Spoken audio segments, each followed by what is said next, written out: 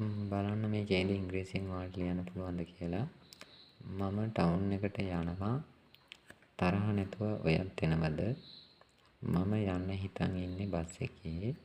දැන් බස් එකක් තියෙනවද ටවුන් එකට? ඉතින් මෙන්න මේ වගේ එක දිගට යන දෙයක් කොහොමද අපි ඉංග්‍රීසියෙන් කියන්නේ? දැන් මම ටවුන් එකට යනවා. right? මම ටවුන් එකට යනවා කියලා ඉංග්‍රීසියෙන් කොහොමද කියන්නේ? මම යනවා ක්‍රියාපදයේ දෙවනුම go ටවුන් එකට to the town.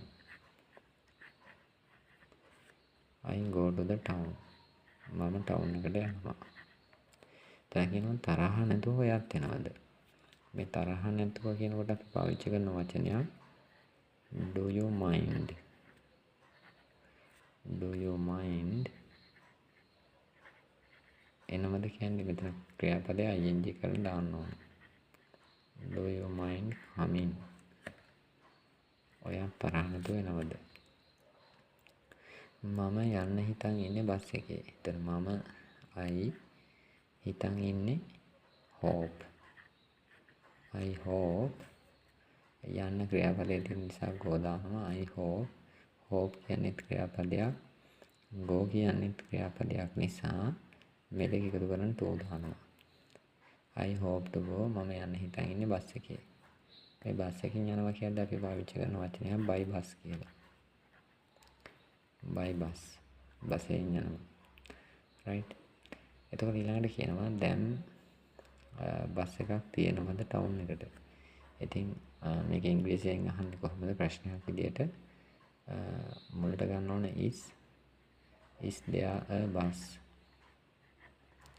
is there a bus කියන්නේ බස් එකක් තියෙනවද? දැන් බස් එකක් තියෙනවා කියලා ඉංග්‍රීසියෙන් කියන්නේ there is a bus කියලානේ. there is a bus කියන්නේ බස් එකක් තියෙනවා. ඉතින් is එක මුලට ගන්නවා. අපි දන්නවා මේ උපකාරක ක්‍රියාපදයේ මුලට අරන් ප්‍රශ්න හදන්න පුළුවන්. is there a bus? Bus එකක් තියෙනවද ටවුන් එකට? එහෙනම් to the town. to the town කියන්නේ නගරයට. right? එතකොට බලන්න ඔයාලට පේනවා මේ ටිකක් මේ වගේ එකට එකක් ගැළපි යන වාක්‍යයක් හෝ ඡේදයක් මේ විදිහට ඉංග්‍රීසියෙන් ලියා ගන්න පුළුවන්. මෙන්න මේ ක්‍රමයට. ඉතින් මේ විදිහට අපි ඉංග්‍රීසි ඉගෙන ගන්නකොට ඔයාලට ලොකු ප්‍රයෝජනයක් තියෙනවා. පාඩම් ගණනාවක් මේ වගේ ඡේදයක් ලියන්න අපිට ඕන වෙනවා. එතකොට මේ සියලුම පාඩම් මේ වගේ ඡේදයකින් ඔයාලට ආවරණය කරගන්න පුළුවන්කම තියෙනවා. ඉතින් මේ channel එකේ ඔයාලට පුළුවන් subscribe කරලා තියාගත්තොත් මේ වගේ වීඩියෝ දිගටම බලන්න.